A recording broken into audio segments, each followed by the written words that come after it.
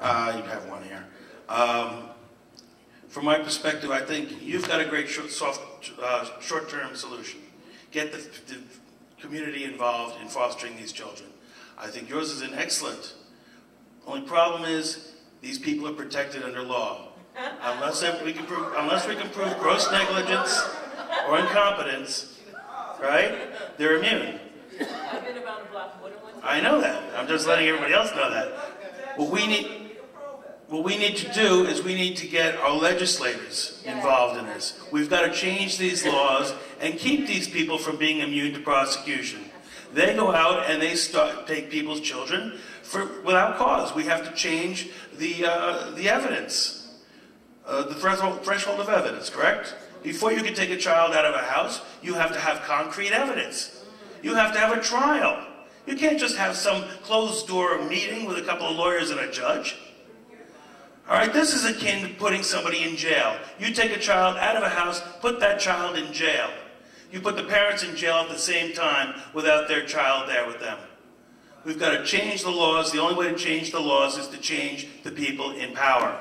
We've got to get politically active. We've got to find family-friendly legislators and judges who are running on their tickets, whatever they are. Republicans, Democrats, doesn't really matter. If we're serious about this, we've got to fund and support those people who will put families back together and change the laws. It's the only way to do it. Excellent. Excellent. Speaking of laws, there is an initiative called Subsidized Guardianship, which is, it's not created yet in New York State, but it's been moving at the federal level, which would allow people that are members of the family. So for example, if a child is removed from a situation that's not positive for the child, then the child can be placed with a member of the family, a biological family, and that family would be given supports, financial supports, to be able to keep the child. And the way that it would alleviate some of the concerns, because in order for a child to be totally removed from a parent, they have to go through a termination of parental rights proceeding. And a lot of family members, when they have a child, they don't want to legally remove the parent's right. And so if this legislation was to pass, it would allow for those kinds of familial arrangements to exist.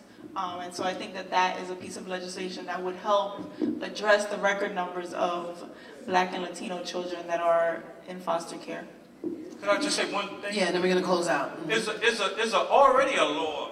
It's a natural law in existence, right? And there's also a legislative law that's called due process. And this due process is not followed or it's not enacted in family court.